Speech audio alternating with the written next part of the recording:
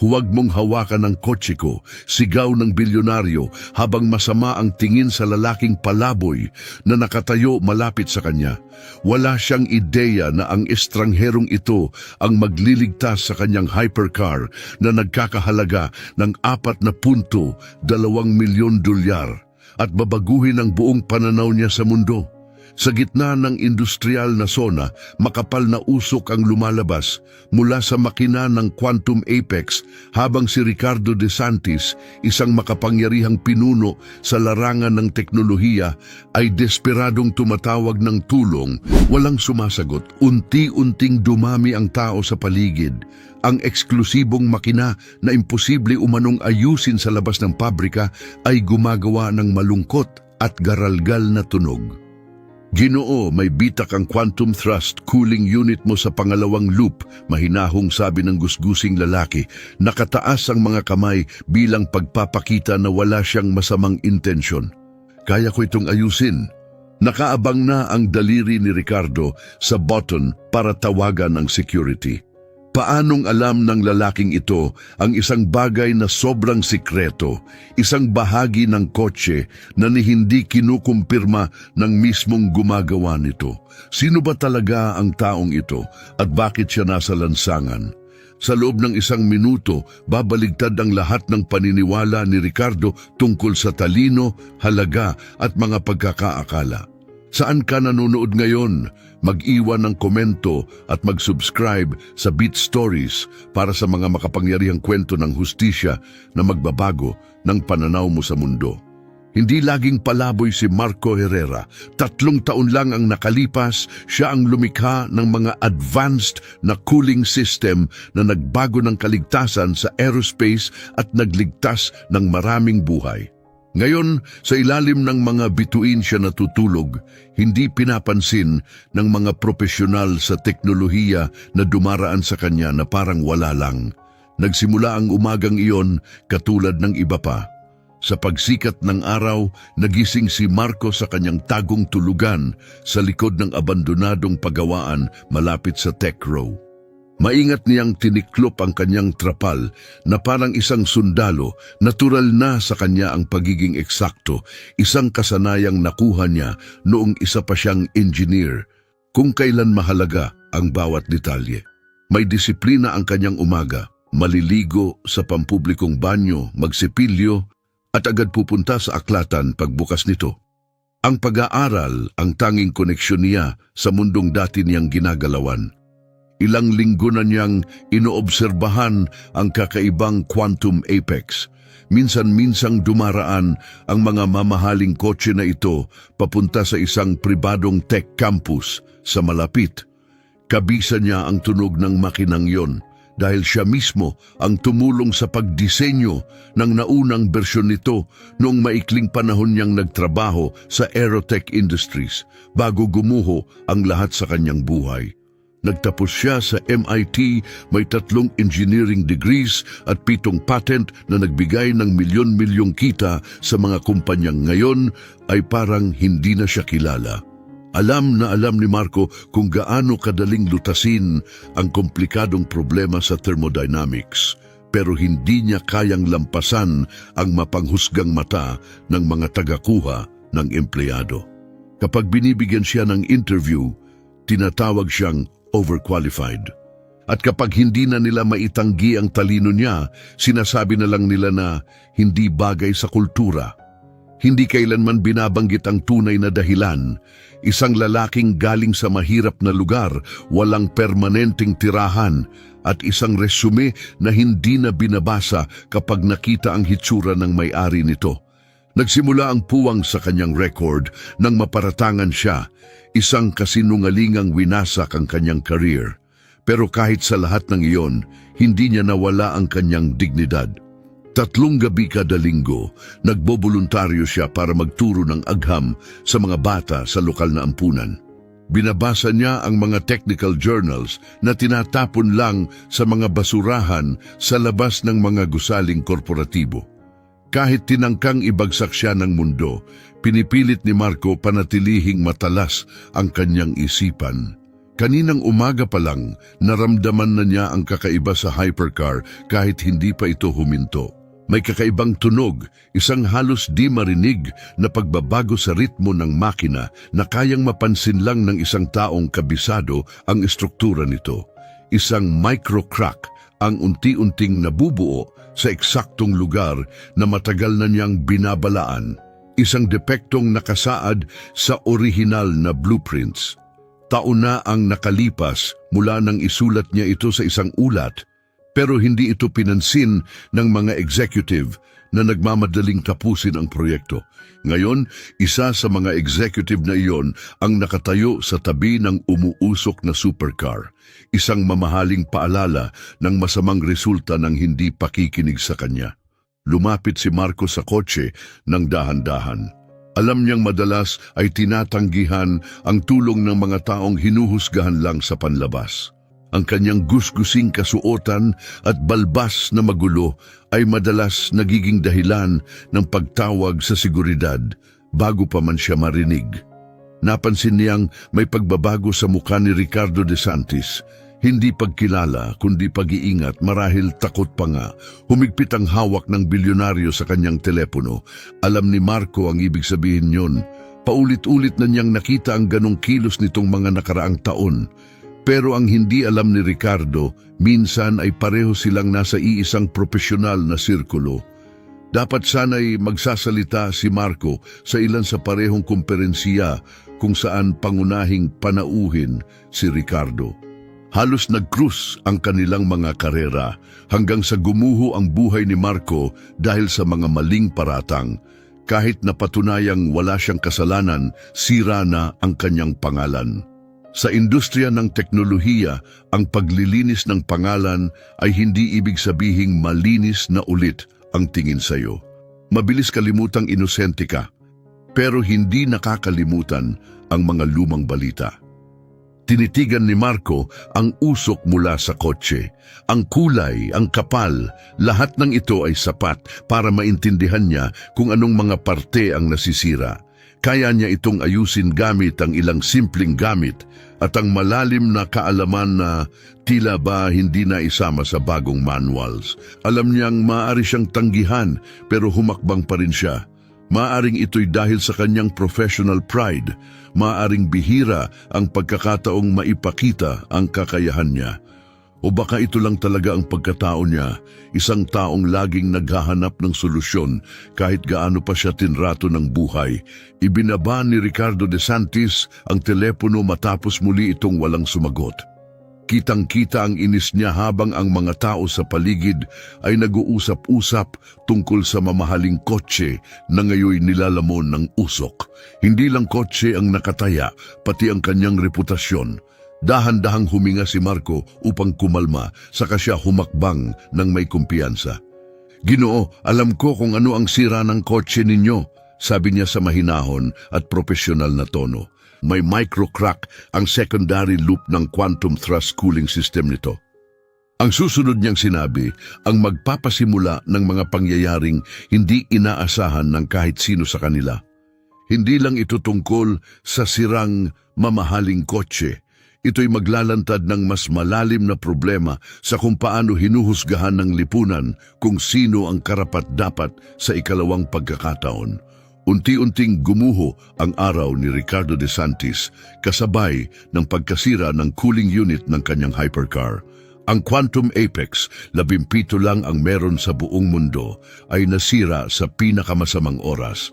3 oras na lang bago ang mahalagang pitch sa mga pangunahing mamumuhunan, 2 milya pa mula sa pinakamalapit na certified service center at wala siyang signal sa telepono. "Lumayo ka sa kotse," malamig na sabi ni Ricardo, iwas ang tingin. May kumpiyansa sa kanyang boses, ang tono ng isang taong sanay mag-utos at agad sinusunod. Dumoble na ang dami ng tao, 12-12 telepono ang nakaangat, nagre-record ng eksenang hindi ka panipaniwala. Si Ricardo De Santis, ang sumisikat na bituin ng mundo ng teknolohiya at ang kanyang 4.2 milyong dolyar na kotse na inuusukan sa isang pampublikong paradahan. Hindi magtatagal at magiging viral ang eksenang ito. Ginoo, kaya ko po talagang tumulong, sabi ni Marco na natiling may distansya at magalang. May kilalang issue ang modelong yan sa quantum thrust system, lalo na sa secondary loop. At paano mo naman malalaman ang tungkol sa kotse na ito? Sabat ni Ricardo na sa wakas ay tumingin sa kanya. Sinuri ng kanyang mga mata ang hitsura ni Marco, ang gusgusing damit, ang magulong balbas, ang reusable bag na may laman ng lahat ng kanyang pag-aari. Ang inis ni Ricardo ay mabilis na nauwi sa hayagang pagbalewala. Hindi umiwas ng tingin si Marco dahil ako ang tumulong sa pagdisenyo ng orihinal na cooling system na ginamit bilang base ng modelong ito. Napatawa si Ricardo ng maikli at may pangungutya. May ilan sa mga tao sa paligid ang nakitawa ng alanganin. Sige nga, sarkastikong sabi niya, at ako naman ay isang rocket scientist sa gabi. Bumalik siya sa pagtutok sa kanyang telepono, inismiran si Marco. Tingnan mo, gets ko na gusto mong tumulong o kung anuman, pero ang kotse na to ay may teknolohiyang sobrang kumpidensyal. Kahit profesional na mekaniko, bawal galawin ito. Hindi na tinag si Marco. May tagas na ang microfracture sa tertiary chamber. Iyan ang dahilan kung bakit kulay asulabuhin ang usok. Kapag hindi ito naagapan, masisira ang makina mo sa loob ng mga 47 minuto. Napatigil si Ricardo. Ang kulay asukalabuhin ay eksaktong tugma at kakabigay lang ng babala ng internal diagnostics ng kotse na magkakaroon ng matinding sira sa loob ng 45 minuto. Paanong simula ni Ricardo pero naputol siya, nagduda siya. Setup ba ito? May nag-utos ba sa'yo? Sa sandaling iyon, dumating ang isang makintab na itim na SUV. 2 gwardiya ang bumaba, pribadong security mula sa kalapit na tech complex. Tinawagan sila ni Ricardo kanina. May problema ba, Ginong DeSantis? Tanong ng mas matangkad na gwardiya. Nakatingin kay Marco ng may pag-iingat. Paalis na tong lalaking to, malamig na sagot ni Ricardo. Naiisip niyang alam niya ang tungkol sa kotse ko. Alam ko po, mabilis na sagot ni Marco. Ang Quantum Apex ay gumagamit ng variant ng Aerotech cooling system. May kilalang kahinaan ang disenyo niyan na diskubre nung prototype testing pero hindi pinansin dahil sa pressure ng deadline. Alam ko rin ang tungkol sa internal memo XT447. Iyon mismo ang naglalarawan ng problemang sinasabi ko. Nagbago ang ekspresyon ni Ricardo. Gulat ang lumitaw sa kanyang mukha sa pagbanggit ng memo. Hindi kailanman isiniwalat sa publiko ang dokumentong iyon. Isa itong kumpidensyal na file ng kumpanya. Paanong alam mo ang tungkol doon? Tanong niya. Ginoo, kailangan nating i-clear ang lugar, sabat ng gwardiya. May sensitibong materyales ang kotse ninyo. Hindi gumalaw si Marco. Mayroon kayong mga 45 minuto bago permanenteng masira ang makina. Hindi makakatulong ang service center. Wala silang tamang piyesa o kaalaman. At kung ipapahila nyo ngayon, lalong lalala ang sira. Nanatiling nakatayo si Ricardo, alangan kung makikinig o babaliwalain si Marco, isang estranghero na tila alam ang mga bagay na totoo at mahalaga. Ginoo, sabi ng pangalawang gwardiya kay Marco, kailangan nyo nang umalis. Sandali, sabi ni Ricardo, itinaas ang kamay. Binanggit mo ang memo XT447. Paano mo nalaman yon? Dahil ako ang sumulat nito, diretsong sagot ni Marco. 5 taon na ang nakalipas noong ako'y consulting engineer pa sa Aerotech. Ang pangalan ko ay Marco Herrera. Sa isang iglap may tila kumislap sa isipan ni Ricardo. Parang pamilyar ang pangalan pero hindi niya matandaan kung saan niya ito narinig. Lumapit ang unang gwardiya. Ginoo, huling babala, kailangan niyo nang lumayo kay Ginoong DeSantis at sa kotse. Tumingin si Ricardo sa kanyang relo. 2 oras pa bago dumating ang roadside assistance mula sa manufacturer. Hindi maaaring ipagpaliban ng pulong sa mga mamumuhunan. Palakas ng palakas ang usok mula sa makina. Anong kailangan mo para maayos ito? Tanong ni Ricardo, hindi pinansin ang gulat na tingin ng kanyang mga gwardiya. Pangkaraniwang gamit lang, Sagot ni Marco, karamihan ng kailangan ko, sigurado akong nasa emergency kit mo na. Bigyan mo lang ako ng 20 minutong walang istorbo. Nanatiling nakatayo si Ricardo, tahimik na tinimbang ang kakaunting pagpipilian sa harapan niya. Isang bihira at halos hindi mapalitang kotse ang unti-unting nasisira habang dumarami ang mga nanonood. Lumalapit na ang oras ng kanyang mahalagang pagpupulong sa mga mamumuhunan. At narito ang isang estranghero na sa kung anong paraan ay may alam na hindi dapat alam ng isang outsider. Ginoong DeSantis, mariin po naming iminumungkahi na huwag ninyong ituloy ito. Umpisa ng isa sa mga gwardya. Kita ang pag-aalala sa tinig. I-check nyo ang ID niya, singit ni Ricardo, matalim ang tono. Gawan nyo ng full background check. Inilayo ng pangalawang gwardya si Marco habang ang una ay tahimik na nagsalita sa kanyang radyo. Sumunod si Marco ng walang reklamo. Inabot ang tanging ID na mayroon siya, isang ID card mula sa ampunan kung saan siya minsang nananatili. Pagbalik ng gwardya, seryoso ang ekspresyon. Walang kasalukuyang tirahan, walang employment record sa huling 3 taon, may issue raw dati sa huli niyang trabaho. Kinumpirma ng shelter na paminsan-minsan ay nandoon siya. Naghigpit ang panga ni Ricardo. Mula pa lang sa simula, pakiramdam niya ay mapanganib ng pagkatiwalaan si Marco at ngayon ay tila lalong hindi makatwiran ang risk. Pasensya na sa kalituhan, malamig at walang emosyon niyang sabi. Ang team ko na ang bahala rito. Wala nang sinabi pa si Ricardo at tumalikod na, para bang burado na si Marco sa kanyang isipan. Ngunit ang mga susunod na pangyayari ay magpapakita kung gaano kamali ang paghusga sa unang tingin at kung gaano kabilis magbago ang lahat kapag ang isang taong wala nang mawawala ang nag-abot ng tulong. Tumunog ang telepono ni Ricardo. Sinagot niya agad, umaasang may milagro, pero bumagsak ang kanyang mukha habang nakikinig sa kabilang linya. 2 oras? Hindi pwede yan. Ayon sa diagnostics, wala akong 40 minuto bago maging permanenteng ang sira. Nagsimulang maglakad-lakad si Ricardo habang lumalakas ang bulungan ng mga nanonood. Oo, alam kong proprietary yan. Kaya nga ako gumastos ng ganito kalaki para rito. Pero dapat merong mas malapit na pwedeng tumulong.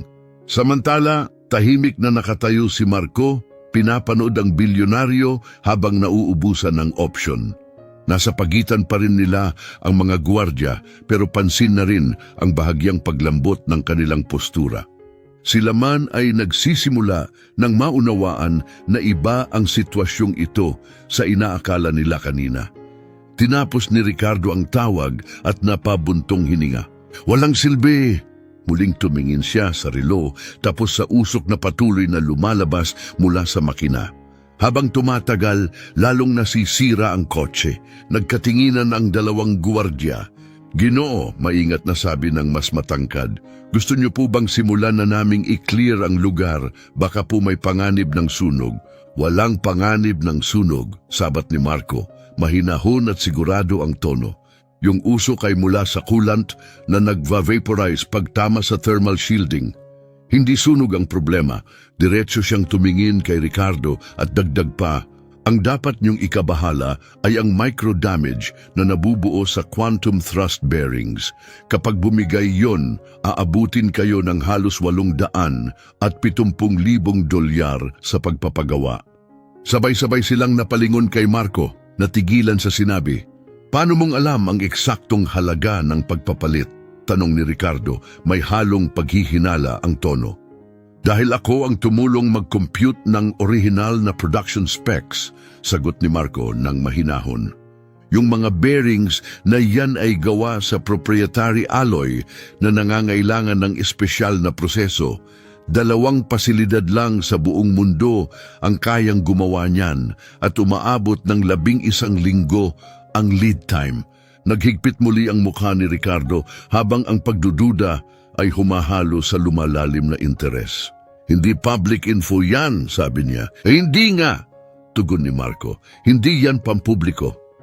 Lumapit ng kaunti ang mas matangkad na gwardya at bumulong kay Ricardo. Ginoo, pwede po nating tawagin ang pulis kung naiistorbo na kayo ng taong ito. Iwinaksi ni Ricardo ang suwestyon. Nakatuon na ang buong atensyon niya kay Marco. Sinabi mo kanina, ang pangalan mo ay Marco Herrera. Oo, at sinasabi mong nagtrabaho ka sa Aerotech Industries? Hindi lang ako basta nagtrabaho roon, sagot ni Marco, payak pa rin ang tono. Pinamunuan ko ang Thermal Dynamics Division na bumuo ng unang cooling system, ang basehan ng engine ng kotse mo. Hindi siya nagyayabang, nagsasabi lang ng totoo.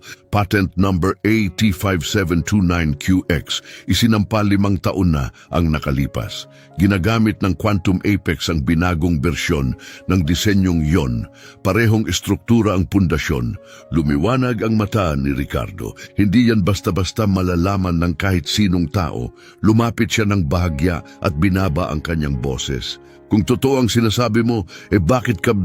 Iniling ni Ricardo ang kamay, hindi matapos ang tanong. Palaboy? Sagot ni Marco diretso at walang pag-aalinlangan.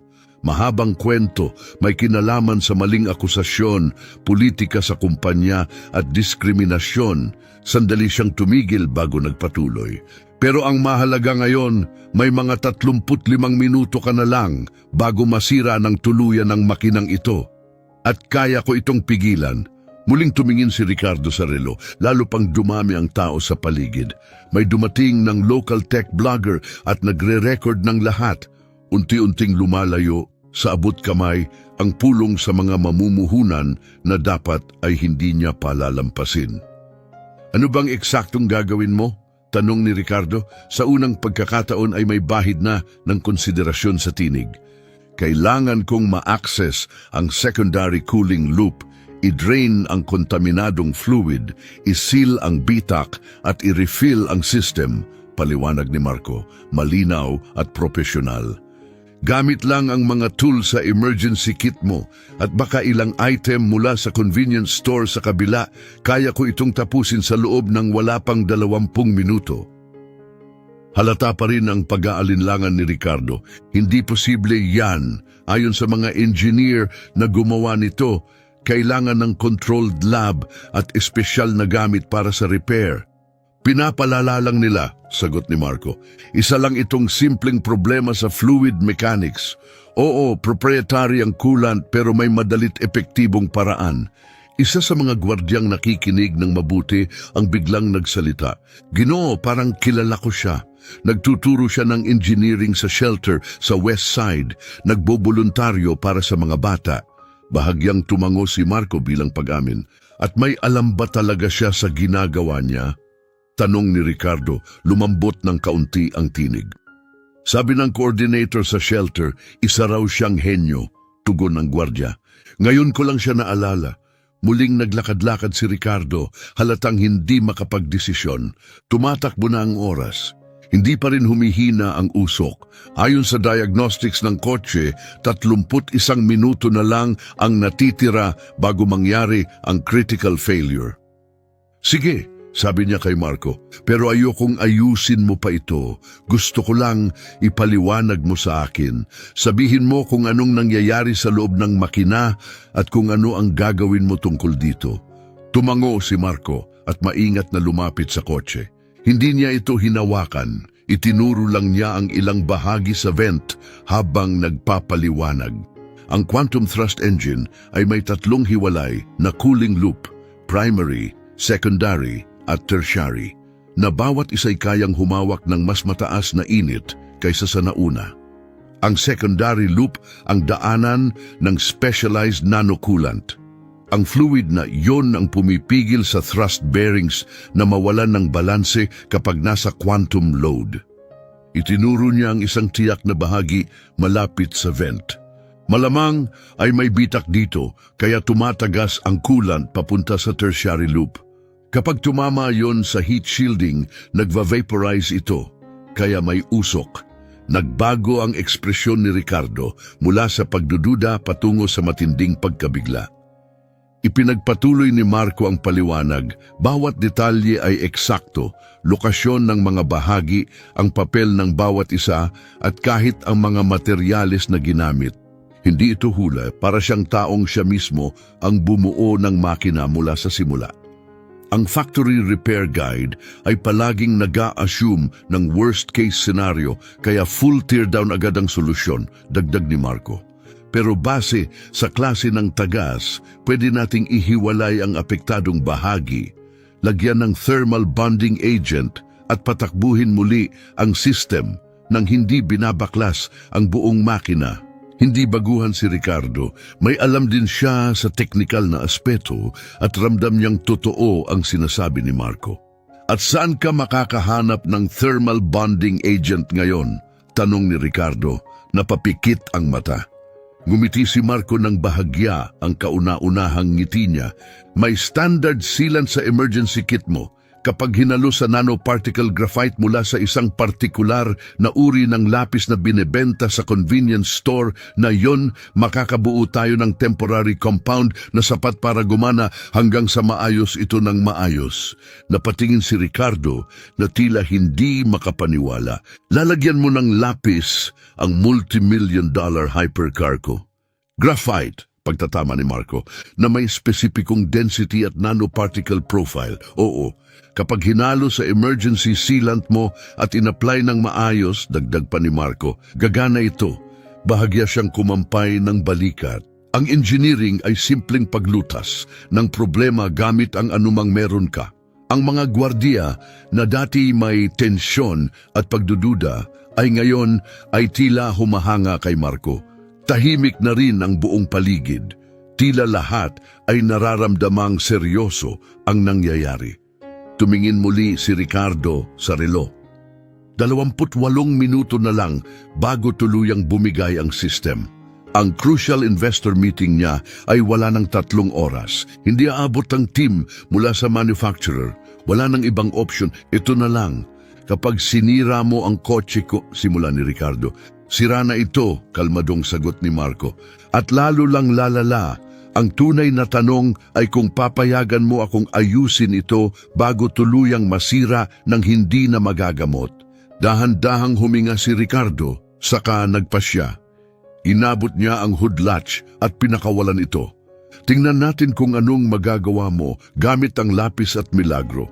Pero ang susunod na nangyari ang siyang magiging tunay na turning point. At hindi inaasahan ng alinman sa kanila kung gaano kalaking pagbabago ang mangyayari sa kanilang buhay. Sa mahinang tunog ng singaw, bumukas ang hood ng Quantum Apex, ibinunyag ang masalimuot na hanay ng mga bahagi at makabagong mekanismo. Narinig ang bulungan ng paghanga mula sa mga tao, bihira lang ang nakakakita sa loob ng ganitong klasing sasakyan. Lumapit si Marco nang may layunin, maingat na sinusuri ang engine compartment gamit ang matalim at sanay na mga mata. Kailangan ko ang emergency kit mo, aniya. Ngayon ay nakatutok matapos siyang payagan ni Ricardo. Kinuha ni Ricardo ang isang sleek na carbon fiber case mula sa trunk at iniabot ito ng walang pag-aalinlangan.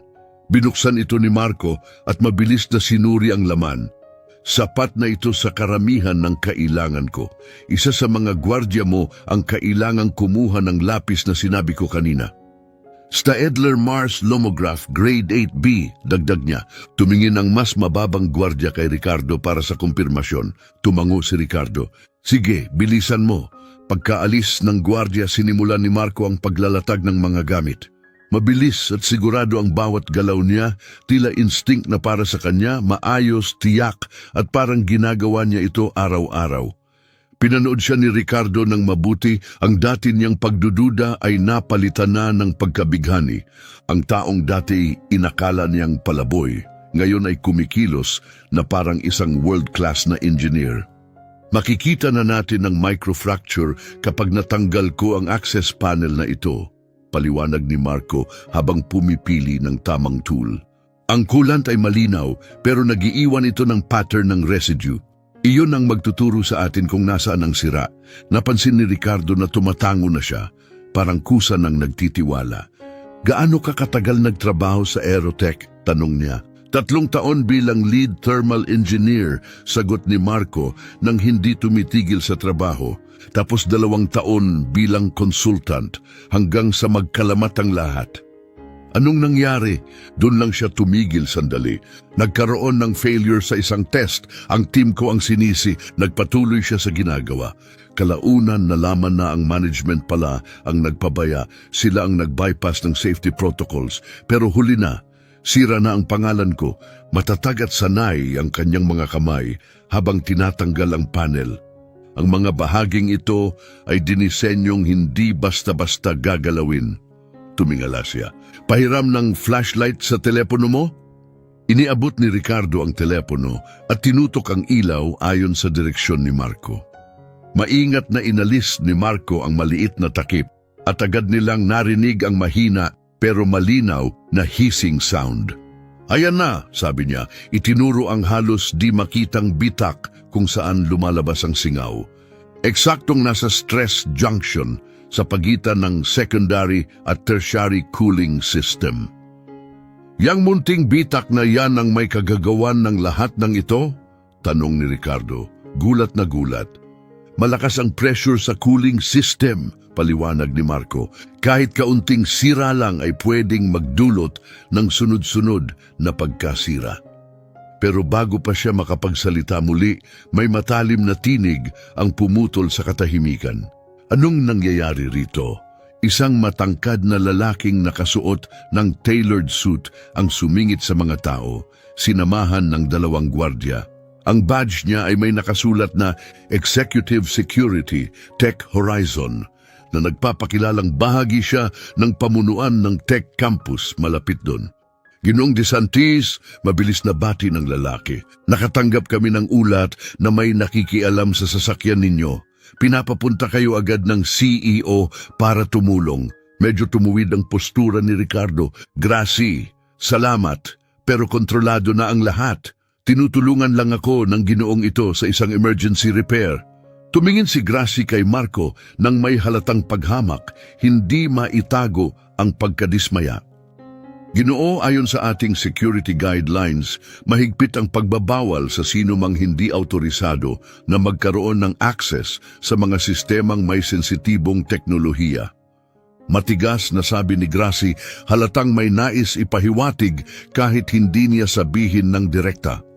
Alam niya ang ginagawa niya, sagot ni Ricardo, bagaman may bahid na ng pag-aalangan sa tinig. Sa buong paggalang, Ginoong DeSantis, ani Gracie, bahagyang ibinaba ang boses. Ang sasakyang ito ay may milyon-milyong halaga ng protected intellectual property. Hindi natin pwedeng ipagsapalaran ang pagbibigay ng access sa isang taong hindi kilala. Hindi ako isang taong di kilala. Mahina, ngunit matatag na sabi ni Marco. Hindi pa rin tumitingin pataas. At may 18 minuto na lang tayo bago tuluyang masira ang sistemang ito. Lumapit si Gracie at iniunat ang kamay patungo kay Marco. Ginoo, kailangan niyong lumayo sa sasakyan. Ngayon na, dumating na rin ang gwardyang ipinadala sa convenience store. May hawak na maliit na pakete. Pero nang makita niya ang tensyon sa paligid ng kotse, natigilan siya, hindi sigurado kung lalapit o hindi. Gracie, pakiusap. Umpisa ni Ricardo, pilit pinananatili ang kontrol sa sitwasyon. Pero pinutol siya ng security chief. Ginoong DeSantis, 3 beses na tayong muntik maispiyahan, ngayong quarter lang, matigas na sabi nito. Paano kayo makakasigurong hindi ito isa na namang ganoong insidente? Paano kung matagal na siyang naghihintay ng pagkakataon? Ang maliit na hibla ng pagdududa sa isipan ni Ricardo ay tila humigpit. Lalo pang dumami ang tao sa paligid, nakaangat ang mga telepono, kinukunan ng bawat sandali. Ang kanyang imahe, ang tiwala ng mga mamumuhunan at ang mahigpit na patakaran ng kanyang kumpanya, lahat ay nakabitin sa isang manipis na tali. Siguro mas mabuting hintayin na lang natin ang mga technician ng manufacturer. Sa wakas ay sabi ni Ricardo, unti-unting nawawala ang kumpiyansa sa kanyang boses. Tumingala si Marco mula sa makina, hindi mababasa ang ekspresyon sa mukha. Masakit man ang pagtanggi, hindi niya ito ipinakita. Sa loob ng 15 minuto, Aniya, wala ka ng kotse para ayusin. Ginoo, direktang sabi ni Gracie kay Marco, lumayo ka sa sasakyan o mapipilitan kaming paalisin ka. Dahan-dahang ibinaba ni Marco ang mga gamit at tumayo ng tuwid. Humarap siya kay Ricardo, taglay ang mahinahong dignidad. Naiintindihan ko ang pag-aalinlangan ninyo, Ginoong De Santis, pero may isang bagay din kayong kailangang maintindihan. Itinuro niya ang isang tiyak na bahagi sa loob ng makina. Yan ang Quantum Stabilization Unit. Sa loob ng 14 na minuto, maaabot ng tumatagas na coolant ang critical na temperatura at magdudulot ng sunod-sunod na pagkasira ng system. Humarap siya kay Ricardo. Kapag nangyari dyan, hindi lang bearings ang masisira. Kailangan mo nang palitan ang buong engine core. 3 buwang pagkakaburo. Kung makakahanap ka pa ng kapalit, nakatayo si Ricardo alangan. Sumingit si Gracie, agad sinamantala ang pagkakataon. Ginoong De Santis, paparating na po ang pulis. Ang taong ito ay walang ID. Walang beripikadong credential at walang clearance para mapalapit sa teknolohiyang ito. Sa totoo lang, baka mas lalo pa niyang sinisira ang sasakyan. Na-identify ko na ang problema. Mahina, ngunit malinaw na sabi ni Marco. Baka makatulong yan sa team ng manufacturer kapag dumating sila. Humakbang siya palayo sa kotse. Nanatiling maayos ang tindig niya, taglay pa rin ang kanyang dignidad kahit sa pagtanggi. Sa sandaling iyon, lumapit ang gwardyang galing sa tindahan at bumulong kay Ricardo. Ginoo, mahina niyang sabi, tumawag ako sa shelter habang nasa labas ako. Kinumpirma nilang nagtuturo siya ron, engineering classes. Nag-atubili siya sa kanagdagdag. Sabi ng coordinator, para raw siyang henyo, dating propesor sa MIT o kung anuman. Biglang tumunog ang sistema ng hypercar.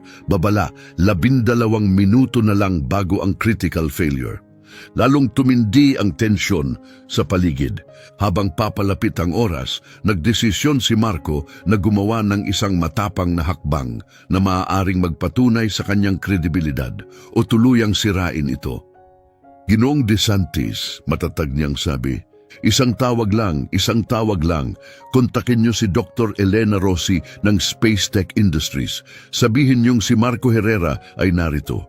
Parang tumigil ang oras, nanigas sina Gracie at ang kanyang mga gwardiya. Tumigil sa pagbulong ang mga tao sa paligid. Lahat ay naghihintay sa kung ano ang gagawin ni Ricardo. Napakurap si Ricardo, gulat ang muka. Dr. Elena Rossi, Chief Engineer ng Space Tech? Isang tango lang ang sagot ni Marco. Oo, sabihin niyo sa kanya na narito ako. Siya ang makakapagpatunay sa lahat ng sinabi ko. Hindi na nag-aksaya ng oras si Ricardo. Kinuha niya ang kanyang telepono, agad nag-scroll sa contact list. Ang simpleng katotohanan na mayroon siyang number ni Dr. Rossi ay nagsabi na rin ng marami tungkol sa kanyang estado sa mundo ng teknolohiya. Ito si Ricardo De Santis, sabi niya nang sumagot ang tawag. Pasensya na sa bigla ang tawag, Dr. Rossi. Medyo kakaiba ang sitwasyon ko ngayon. Tumingin siya kay Marco. May isang tao rito na sinasabing kilala ka raw niya. Sinasabi niyang ang pangalan niya ay Marco Herrera. Agad nagbago ang ekspresyon sa mukha ni Ricardo habang pinakikinggan ang tinig sa kabilang linya. Lumawak ang mga mata niya, tumuwid ang tindig. Nagkatinginan ng security team, halatang hindi sigurado kung ano ang dapat gawin habang lumilipas ang katahimikan, napuputol lang ng mahinang ugong ng makina at paminsang pag-click ng mga kamera sa paligid. Oh, nandito siya, sa wakas ay sabi ni Ricardo. Pwede ko ba kayong ilagay sa speaker? Pinindot niya ang screen at itinaas ang telepono sa pagitan nila ni Marco.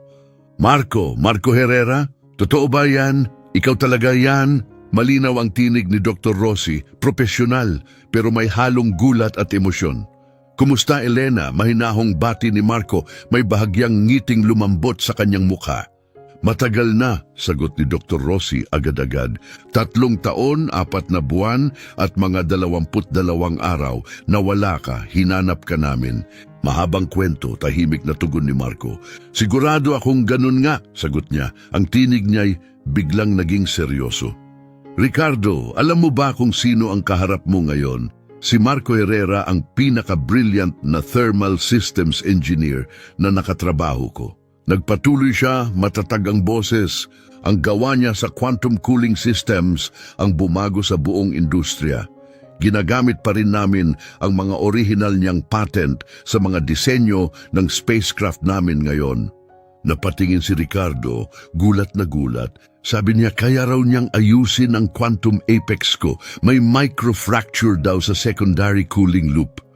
Kung sinabi ni Marco na iyon ang problema, sagot ni Dr. Rossi nang walang pag-aatubili, iyon yon. At kung sinabi niyang kaya niyang ayusin, magtiwala ka, kaya niya talaga.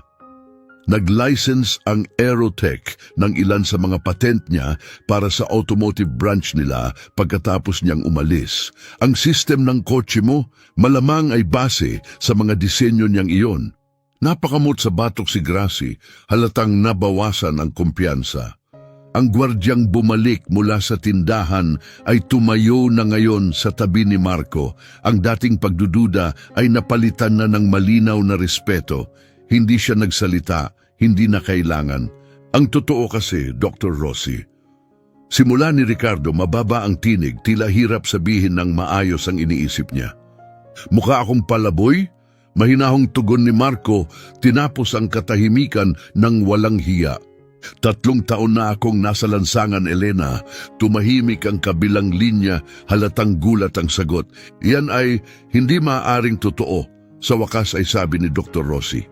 Matapos ang nangyari sa Aerotech, halos lahat ng pangunahing kumpanya sa industriya ay nagbigay sa iyo ng alok. Ako mismo nagpadala sa iyo. Tulad ng sabi ko, mahina ang tinig ni Marco, mahabang kwento. Pero sa sandaling ito, ang kotse ni Ginong De Santis ay may wala ng 9 na minuto bago mangyari ang matinding pagkasira. Kung susuportahan mo ako, baka payagan niya akong tapusin ang pagkukumpuni. Parang ayon sa script, naglabas ng panibagong alerto ang diagnostic system ng kotse. Babala, 9 na minuto na lang bago ang critical system failure. Ricardo, biglang seryoso ang boses ni Dr. Rossi, malamig sa urgency. Hayaan mong ayusin ni Marco ang kotse mo. Hindi lang niya ito kaya. Malamang siya ang pinakakwalipikadong tao sa buong mundo para sa problemang yan. Pinagkakatiwalaan ko siya sa spacecraft systems na bilyon-bilyon ang halaga. Pagkatiwalaan mo siya sa kotse mo.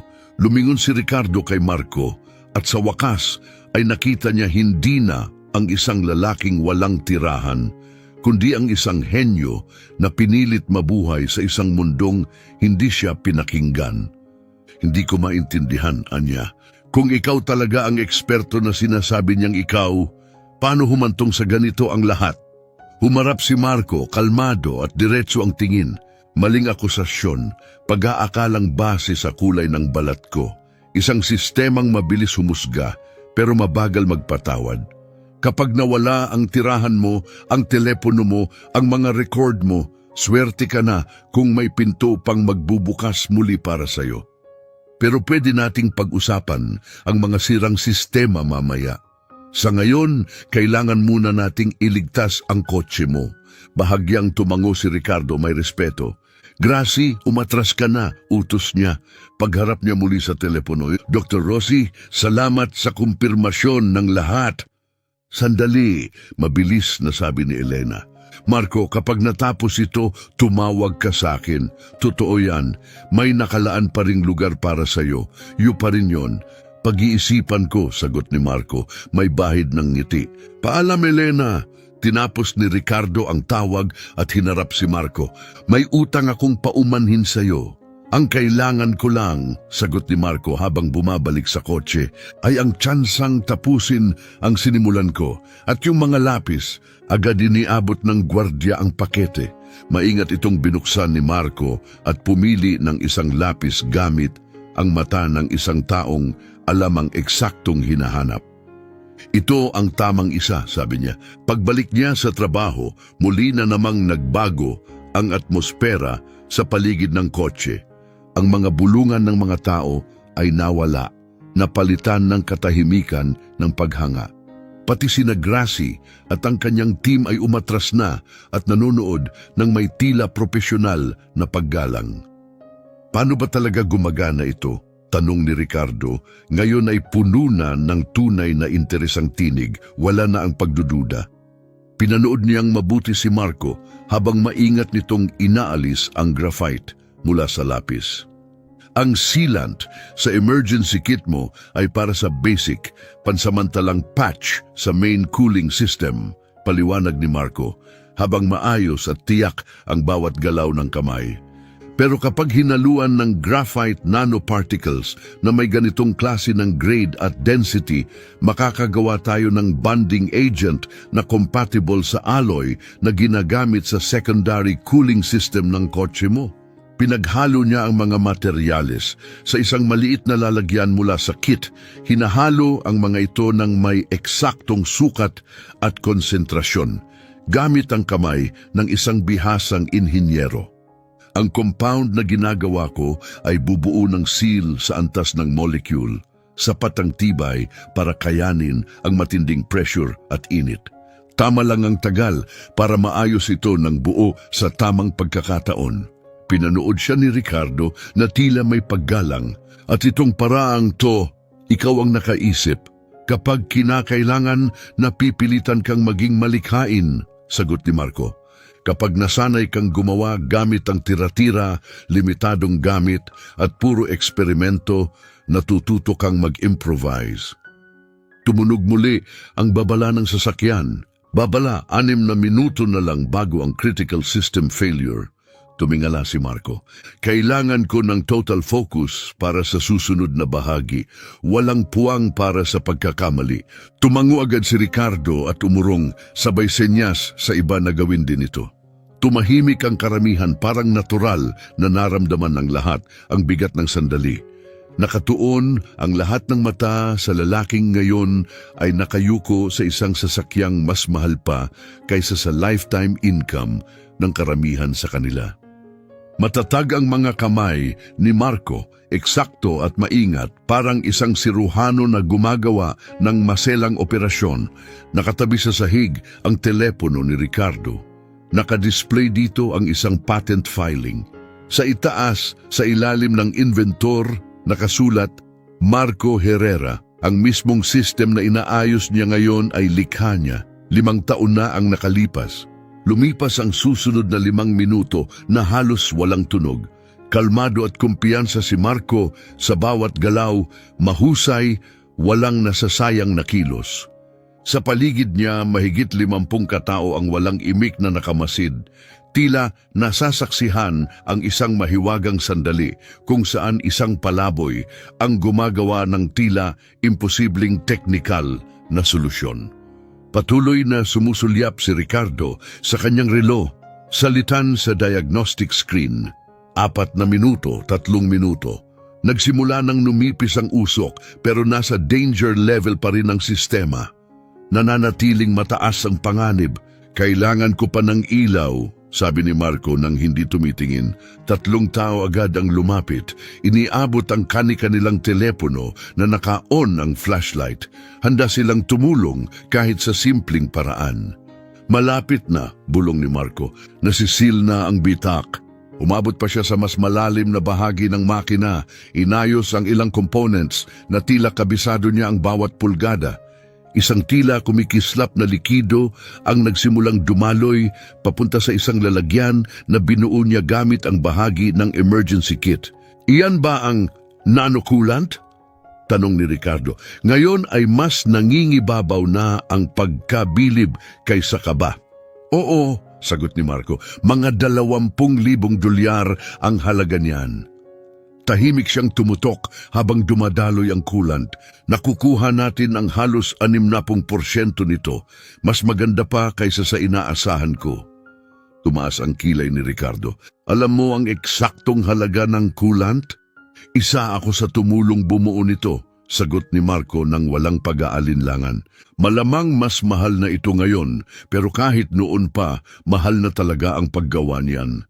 Kailangan ng eksaktong presisyon sa fabrikasyon ng quantum stabilization. Isa pang diagnostic alert ang tumunog. Babala, 2 minuto na lang bago ang critical system failure. Hindi natinag si Marco. Tahimik siyang nagtrabaho, ngayon ay ginagamit na ang backup coolant mula sa emergency kit. Ito yung standard blend, paliwanag niya habang patuloy na gumagalaw ang mga kamay. Hindi ito ang ideal para sa secondary cooling loop, pero sapat para panatilihing stable ang system hanggang sa ma-refill ng tama. Basta huwag lang lalampas sa 70% ang engine output.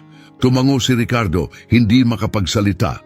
Halos hindi siya makapaniwala na ang taong dati niyang hinusgahan ay siya ngayong nagtuturo sa kanya kung paano ayusin ang isang sasakyang ayon sa manufacturer ay imposible raw kumpunihin sa labas ng laboratorio.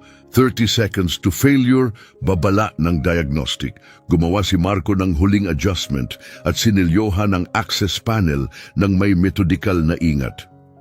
Paandarin mo na ang makina, sabi niya ng tahimik. Napahinto si Ricardo. Sigurado ka? Paandarin mo na, ulit ni Marco, kalmado pero matatag ang boses. Lumapit si Ricardo sa driver's side at pinindot ang ignition. Sandaling katahimikan, pagkatapos umugong ang Quantum Apex. Hindi ito parang tradisyonal na makina, kundi isang mataas na tunog na unti-unting lumalim sa isang malakas at malinis na resonansya. Walang usok, walang panginginig. Nag-flash ang dashboard tapos lumabas ang mensahe. System stabilizing. Quantum thrust cooling operational. Performance capped at 70%. Service advised. Biglang nagpalakpakan ng mga tao. Dos-dosenang telepono ang sabay-sabay na nag-record ng sandali. Nanatiling nakatayo si Marco. Tahimik na pinapanood ang resulta ng kanyang trabaho. Napatingin si Ricardo, tulala. Hindi ka panipaniwala, bulong niya. Sabi ng manufacturer, imposible raw gawin to nang hindi sa loob ng lab. Gusto nilang palabasin na mas komplikado ang lahat, sabi ni Marco habang pinupunasan ng mga kamay gamit ang tela mula sa emergency kit. Para manatiling mataas ang gastos sa serbisyo at nakaasa ang mga customer. Pero kapag tunay mong naiintindihan ang sistema, hindi naman ganun kahirap. Tiningnan siya ni Ricardo ng may bagong respeto. Gaano katagal ito tatagal? Sa normal na gamit, sagot ni Marco, tatagal ang sealant ng mga 3 linggo. Sapat na panahon para ipasuri ito ng propesyonal. Tandaan lang, huwag lampas sa 70% ang output. Tumango si Ricardo, saka iniabot ang kamay. Salamat, seryoso ako. Nakipagkamay si Marco, kalmado ang ekspresyon. Walang anuman. Doon na sana matatapos ang lahat, isang saglit na pagtagpo ng 2 lalaking mula sa magkaibang mundo. Pero hindi pa kontento si Ricardo. Gusto kong maintindihan pa, sabi niya. Hindi lang kung paano mo inayos to, kundi ang buong kwento mo. Pwede ba tayong magpatuloy ng usapan sa mas komportabling lugar? Salamat sa alok, tugon ni Marco. Halatang pinag-iisipan ito. Pero sa tingin ko, pakiusap, sabat ni Ricardo. Kahit man lang hayaan mo akong bayaran ka ng maayos para sa pagkakaayos mo sa kotse ko. At kung tapat ako, matapos ang sinabi ni Dr. Rossi, ang dami kong tanong. Maingat na lumapit si Gracie, ang head of security. Ginoong DeSantis, magsisimula ang investor meeting ninyo sa loob ng 70 minuto. Kung hindi tayo aalis agad? Nag-alinlangan si Ricardo pero bigla siyang nagkaroon ng ideya. Sumama ka sa akin, sabi niya kay Marco. Ang mga investor na yon ay tumutustos sa quantum computing project na may kinalaman sa next-gen thermal systems. Malaki ang maitutulong ng insights mo. Umiling ng bahagya si Marco. Hindi naman ako nakabihis para sa business pitch. Tumingin si Ricardo sa relo. May oras pa tayo para ayusin yan. Pagharap niya kay Gracie, tawagan mo ang bespoke sa 5th. Sabihin mong kailangan namin ng kumpletong damit para kay Marco. Tailored, professional, handa sa loob ng 30 minuto. Napakurap si Gracie, gulat pero tumango at umalis para tawagan ang tindahan. Tumaas ang kilay ni Marco. Hindi na kailangan yan. Isama mo na lang sa utang ko sa'yo, sagot ni Ricardo. At kung tutuusin, gusto kong makita ang reaksyon nila kapag sinabi kong ikaw ang nag-ayos ng imposibleng sira. Sa unang pagkakataon, lumitaw ang isang tunay na ngiti sa mukha ni Marco. Baka nga sulit yan makita, ngumiti rin si Ricardo pero agad naging seryoso. Hindi ko pa rin maintindihan, Anya. Isang taong tulad mo, paano nauwi sa ganito? Anong nangyari pagkatapos ng Aerotech? Naubos ang ngiti ni Marco. Bahagyang dumilim ang kanyang mga mata. Hindi yun kwentong gusto kong ikwento. Gusto ko pa ring marinig, sagot ni Ricardo, tapat ang tono. Pero bago tayo lumayo pa, dagdag ni Ricardo, may alok ako, isipin mong hamon ito. Isa na namang hamon? Tanong ni Marco, bahagyang iniangat ang kilay. Hindi ba't katatapos ko lang ng isang malaki sa ilalim ng hood mo? Oo, sagot ni Ricardo, tumango. Pero hindi ko lang sinusukat ang engineering skills mo. Gusto kong makita kung paano mo ginagamit ang talino mo sa proyektong ginagawa namin ngayon. Sandaling tumigil siya, tapos nagpatuloy. Sumama ka sa investor meeting. Maupo ka sa presentation namin para sa bagong thermal regulation system. Kung may makita kang kahinaan o maipapayo kang ikagaganda nito, na sigurado akong meron, iaalok ko sa iyo ang consulting role on the spot. Matamang pinagmasdan ni Marco si Ricardo, hinahanap ang kahit anong bakas ng panlilinlang. At kung hindi ako interesado, babayaran pa rin kita ng patas para sa ginawa mo ngayon. Sagot ni Ricardo nang walang pag-aalinlangan. Pero pakiramdam ko, gugustuhin mong malaman ang ginagawa namin. Ang sumunod na nangyari ay hindi inaasahan ni Numan. Sa loob lang ng 20 minuto, ang lalaking itinaboy ng mundo ng teknolohiya ay bigla na lang nasa pintuan ng pagbabalik sa mismong mundong tumalikod sa kanya noon. Isang tunay na pagbabago. Sa loob ng isang pribadong fitting room sa Bespoke on 5th Avenue, lumabas si Marco na parang ibang tao. Ang custom-tailored na charcoal suit ay bumagay sa kanyang katawan, payat, matikas at maayos tingnan. Maayos na ang kanyang balbas, propesyonal ang gupit ng buhok. Tumindig siyang tuwid, may kumpiyansa at presensya. Pati ang mga empleyado ng tindahan ay hindi mapigilang sumulyap, tahimik na humahanga. Sinuri siya ni Ricardo, halatang kontento. Ngayon, mukhang ikaw na talaga ang henyo ng engineering na dati ka pa. Inaayos ni Marco ang cuff ng kanyang manggas, maingat at eksakto. Nakakalinlang ang panlabas na anyo, sabi niya ng mahina. Yan ang leksyon ng buong araw na ito, di ba? Touché, tugon ni Ricardo na may ngiti. Pero sa loob ng mga 40 minuto, magkakaroon ka ng pagkakataong patunayan na ang tunay na halaga ay nasa loob, hindi sa panlabas. Maikli pero makahulugan ang biyahe papunta sa Nexus Innovations HQ. Habang dumadaan ang luxury SUV sa lungsod, tahimik na nakatanaw si Marco sa labas ng bintana. Sa mga kalyeng madalas niyang lakaran, halos hindi napapansin. Ngayon, ang parehong mga guwardiya na dati tumingin sa kanya ng may pagdududa ay tahimik na nakaupo sa tabi niya, may bagong paggalang sa kilos. Pinahanap ko ng kaunti ang background mo, sabi ni Ricardo habang nag-scroll sa tablet. MIT, top of your class, 3 patent bago graduate, lead thermal systems engineer sa Space Tech sa edad na 26, consultant ng Aerotech sa 29, tumingala siya, tapos biglang nawala ka, walang balita. Hindi agad sumagot si Marco, nagpatuloy si Ricardo. Yung insidente sa Aerotech, sabi mong ikaw ang napagbintangan. Nakahanap kami ng records tungkol sa prototype na pumalpak. Malaking pagkalugi. Ikaw raw ang sinisi sa simula. Ako ang madaling target. Mahina ngunit malinaw ang sagot ni Marco. Kalaunan, nalaman na ang upper management ang lumabag sa safety protocols para mapabilis ang launch. Pero huli na, sira na ang pangalan ko.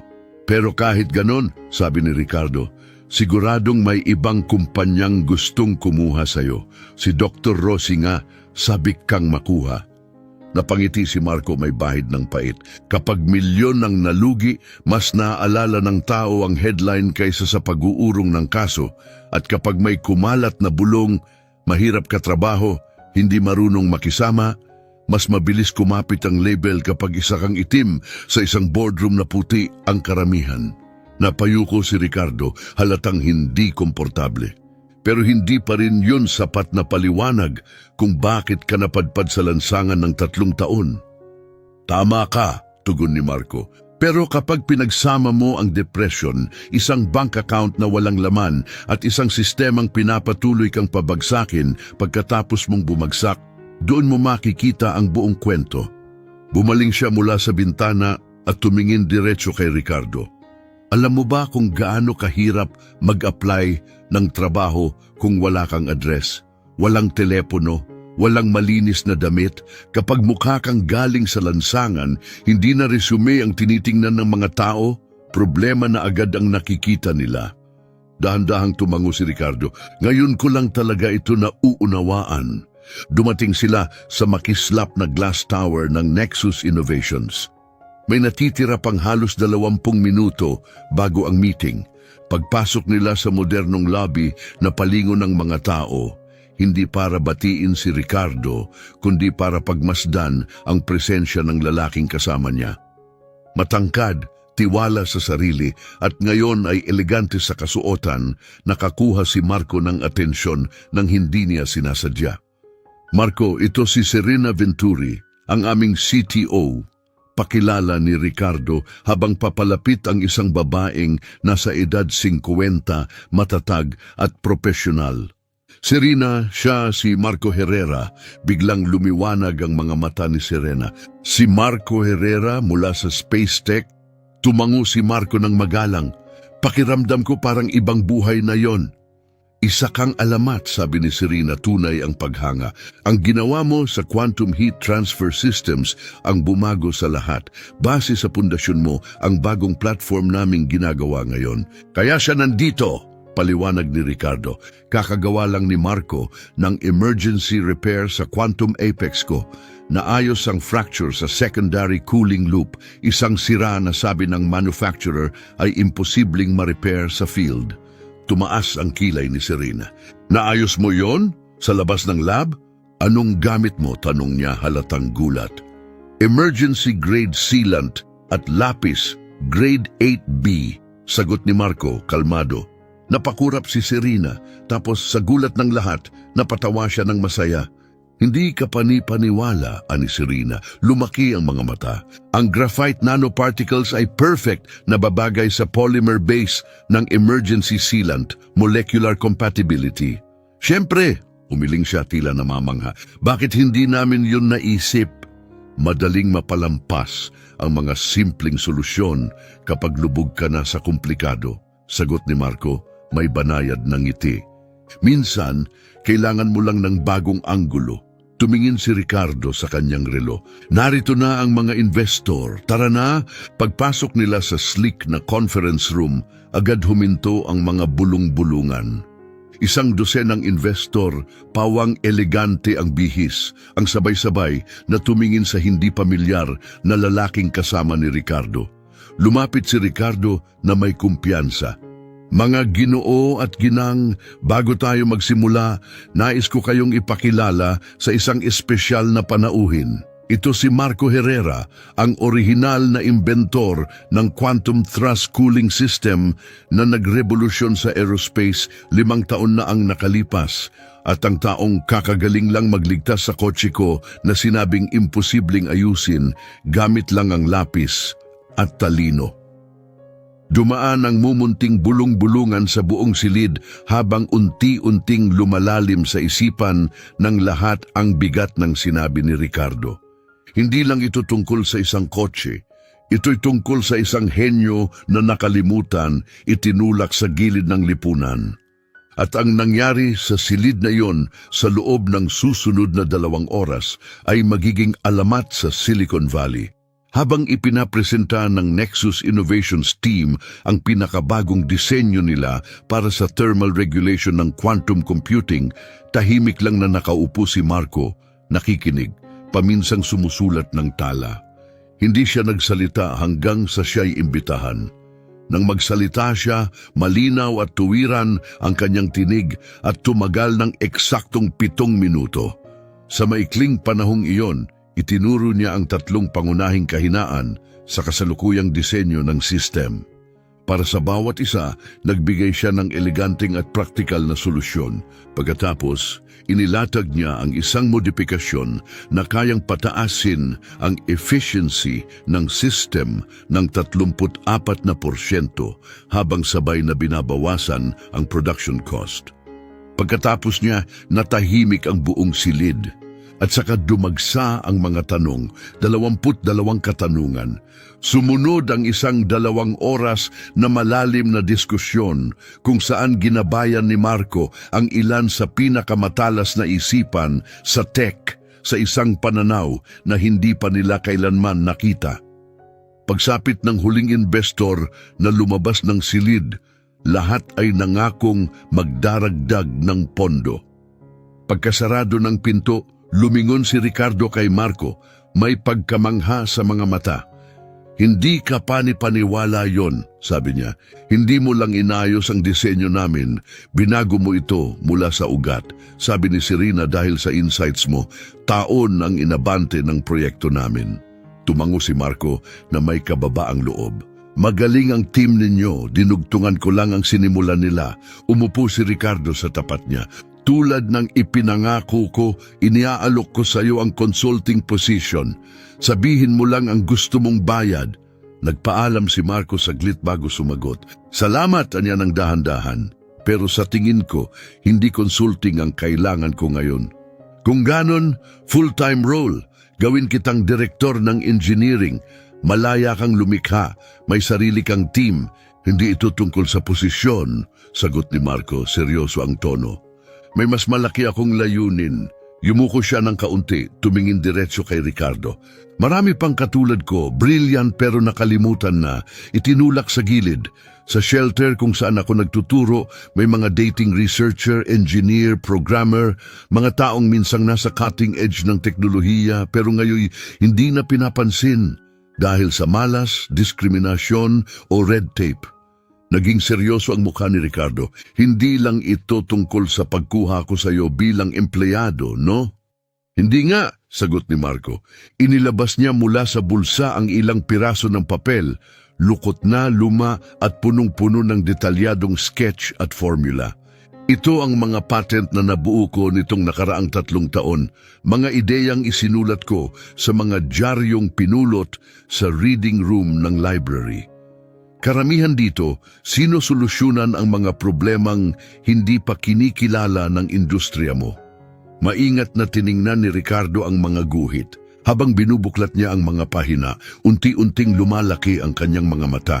Itong cooling solution para sa quantum neural networks. Revolusyonaryo to. Nagkaroon ako ng panahon para mag-isip, sagot ni Marco, payak ang tono. Pero isipin mo kung ano pa sana ang nagawa ko kung may suporta ako. At ngayon isipin mo kung ilang tao pa ang naroon, nawawala sa sistema, hindi man lang nabigyan ng pagkakataong mapansin muli. Dahan-dahang ibinaba ni Ricardo ang mga pahina. Ano ang mungkahi mo? Isang innovation center, sagot ni Marco, walang pag-aatubili. Hindi lang para gumawa ng bagong teknolohiya, kundi para ayusin ang mga buhay. Isang lugar kung saan matatagpuan ang mga nalimot na talento at mabibigyan sila ng mga kailangan para muling makapag-ambag. Anuman ang pinagmulan nila, anuman ang hitsura nila, gusto mong ako ang magpondo nito? Gusto kong buuin natin ito, magkasama, tugon ni Marco. Mga koneksyon at resources mo, technical vision at personal na karanasan ko, at ang mga patent na ito, sapat na yan para simulan ang proyekto. Umupo si Ricardo, ngayon ay hindi lang may respeto sa tingin, kundi paghanga. Hindi ito tungkol sa paghihiganti. Hindi, sagot ni Marco matatag ang boses. Tungkol ito sa pagbabago, tunay na pagbabago. Ang trahedya ay hindi na naging palaboy ako. Ang trahedya ay ang 3 taon na nasayang sa kakayahan ko. At hanggang ngayon, libu-libong tao pa ang patuloy na nasasayang. Tumayo si Ricardo at iniabot ang kanyang kamay. Marco Herrera, sa palagay ko, kakahanap mo lang ng tunay na katuwang. Ang mga patent na binuo ni Marco habang siya'y naninirahan sa lansangan, isinulat sa mga diaryong walang pumapansin ay mas mahalaga pa kaysa sa luxury hypercar na kanyang inayos. Pero ang tunay na halaga ng mga ito ay hindi pera, kundi ang kilusang sinimulan nila, isang pagbabago ng pananaw dahil ang henyo ay hindi laging nakasuot ng mamahaling Amerikana. Maaring manirahan ang katalinuhan sa mga sulok na nakalimutan sa mga taong dinaraanan lang natin araw-araw. At ang tunay na pagsubok ng isang lipunan ay hindi kung paano nito ginagantimpalaan ang mga pribilehiyo, kundi kung kaya nitong kilalanin ang pambihirang talento saan man ito nagmula. Ang kwentong ito ay hindi lang tungkol kina Marco at Ricardo. Ito'y tungkol sa ating lahat. Tungkol din ito sa iyo at sa potensyal na maaaring hindi mo pa nakikita sa iba o ng mundo sa iyo. Kung may bahagi ng kwentong ito na tumama sa puso mo ngayon, isaalang-alang mong mag-subscribe. Sumali sa lumalaking komunidad na naglalayong magbigay liwanag sa mga sandaling puno ng hindi inaasahang katarungan, katatagan at pagbabagong makabuluhan. Gusto naming marinig ang kwento mo, ibahagi ang iyong saloobin at karanasan sa mga komento sa ibaba. At laging tandaan, ang susunod na ideyang magbabago sa mundo ay maaaring manggaling sa mismong taong itinuro ng lipunan na baliwalain mo. Huwag palampasin ang susunod na makapangyarihang kwento na maaaring baguhin ang pananaw mo magpakailanman. Dahil hindi ito ang katapusan, ito ang simula ng kung ano ang mangyayari kapag ang katotohanan ay sa wakas ay nakita na. Naniniwala kami na ang pagiging visible ang unang alab ng pagbabago. Mag-subscribe na, baka ang susunod na kwento ay sayo na. Huwag mong hawakan ang kotse ko, sigaw ng bilyonaryo.